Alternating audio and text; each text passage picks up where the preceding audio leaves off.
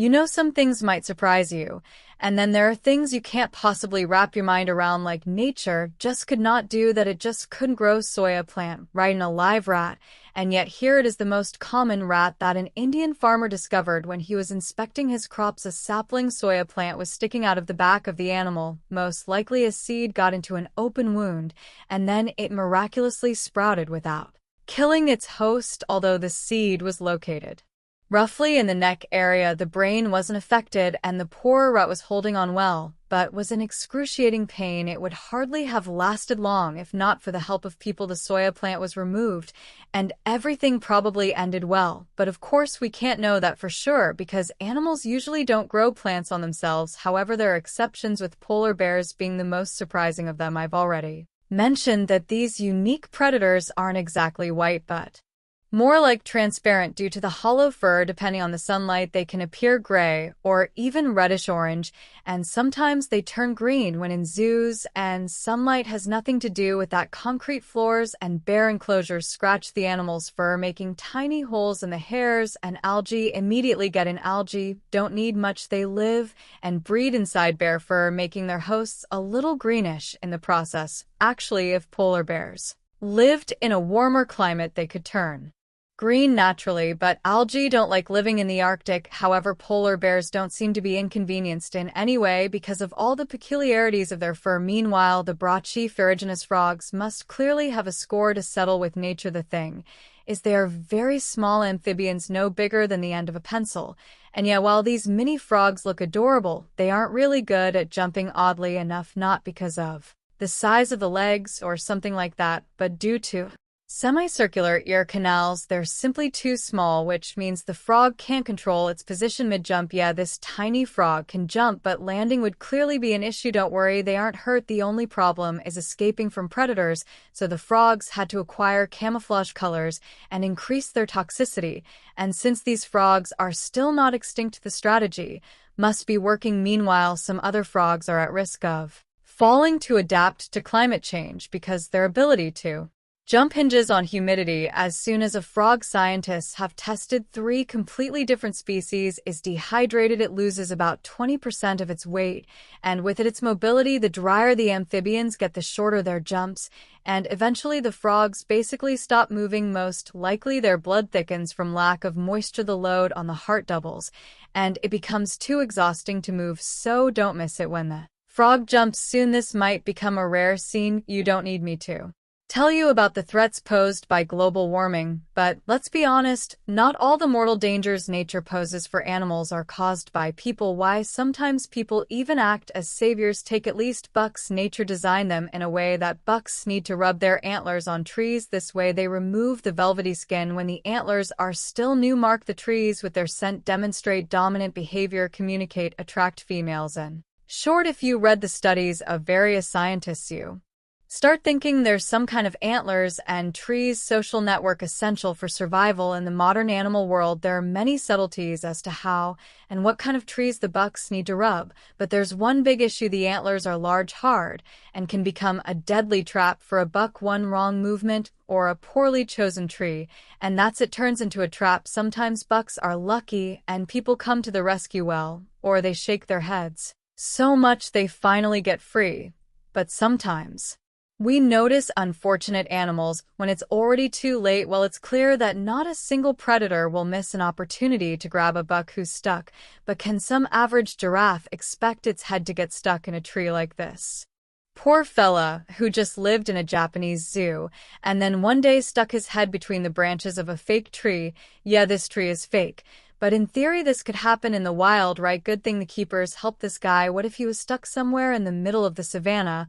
I think it would share the buck's fate. Happy predators and a lonely skeleton, but you know, we got carried away with the grand insidious schemes of nature. It's time to take a closer look at really small things. Meet Florence down sea flies, very stubborn parasites. They lay their eggs in bird nests so that the larvae can feed on the blood and tissues of the chicks. This kills More than half of the chicks, but even survivors can't live in peace. The larvae ruin the beaks of birds, and you can actually see that I'm serious. Listen to the song of a fence who hasn't suffered from parasites. Now listen to another one who has to live with a hole in his beak. Birdsong experts say affected finches simply can't hit high notes. Let's do it one more time. Can you hear the difference? Of course, when you don't sound as loud as females would. Like you two, you no longer attract them. Lose the opportunity to procreate. In short, nothing good. Actually, parasites are a problem for many animals, even bats. Flies, of course, can't get to them. Unlike a certain fungus that loves the cold, it prefers ambient temperature from 39 to 68 degrees Fahrenheit. The conditions bats choose to hibernate, and while they sleep, the fungus targets the bat's bare skin, especially around the nostrils, causing white nose syndrome. The noses of sick bats actually get white. You can't argue with the name of the disease. There are marks on the wings too, but if only that was the only problem. The fungus makes bats much more active than they're supposed to be, so they do weird things, for example, fly outside during the day in winter. As a result, the animals expend so much energy, they simply don't survive until spring. Though a life in a dark, damp place seems to be a relatively calm one, although to be honest, it's hard for me to believe a life like that can be happy. Take, for example, this amphibian living in the caves of Bosnia-Herzegovina a long time ago found itself in a natural trap in the dark and isolation, and even underwater, so it had to evolve. This is how we got creatures similar to axolotl relatives. These animals are blind. They can live underwater for more than 100 years, survive for many years with no food, and in addition, they barely move. Seriously, one of the individuals hasn't moved for 7 years. No movement, not even by an inch. Just imagine you evolve, adapt, and end up as an underdeveloped salamander with the most boring life on the planet. Poor thing. But since we're talking about cave dwellers, have you ever wondered why they're often blind when you get into some underground cave? It turns out there's not enough food and oxygen. In such conditions, you have to save your strength and sight. As scientists have found out, takes quite a lot of energy. If you give up sight, you save about 15 of energy, and you don't lose anything because it's still dark all around.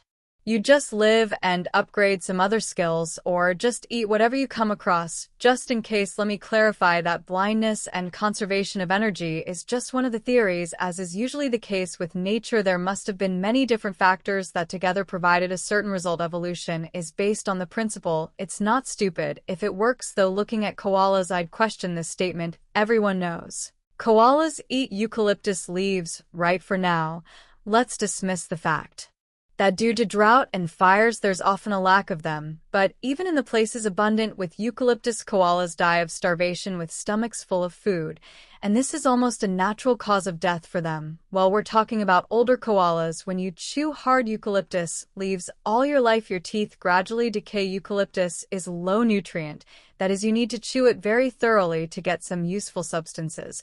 But if you're an older koala, your teeth are no longer strong enough.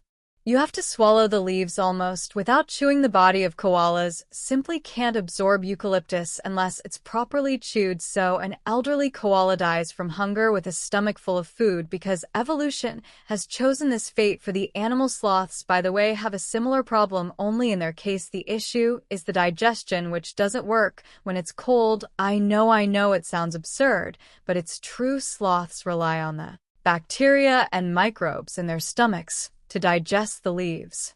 They eat. These microbes are temperature dependent. When the ambient temperature drops, the sloth's body temperature also drops, and if it gets too low, bacteria and microbes simply die. In this situation, a sloth can eat as many leaves as it likes and still starve to death because it can absorb the nutrients from the food. The only way to save an animal is to replenish the amount of bacteria in its body naturally with the help of people. The sloths themselves would die faster than they realized they even needed to do something, and it's always like that with nature. It just can't let animals have nice things. Look at the cubs of the de la course langur. They're not like the adults at all. This is a very clever adaptation. When you're so bright and conspicuous, females pay more attention to you, eat more, grow up faster, so you're less likely to be killed by some aggressive male. On the other hand, when you stand out so much, any predator can easily spot you. Any of them, it's like putting on a huge Target or a poster that says, "Eat me." So what are the little delicious langurs supposed to do? Thanks a lot evolution. The Tasmanian devil cubs also got a raw deal. According to various sources, one female can give birth to 20 to 50 cubs at a time. Only she has only 4 nipples inside her pouch. There are 5 or even 10 times as many cubs, and this results in fierce competition. Most babies die before they even get their first fur. Why would nature invent something like that? Well, just because it can. See you later.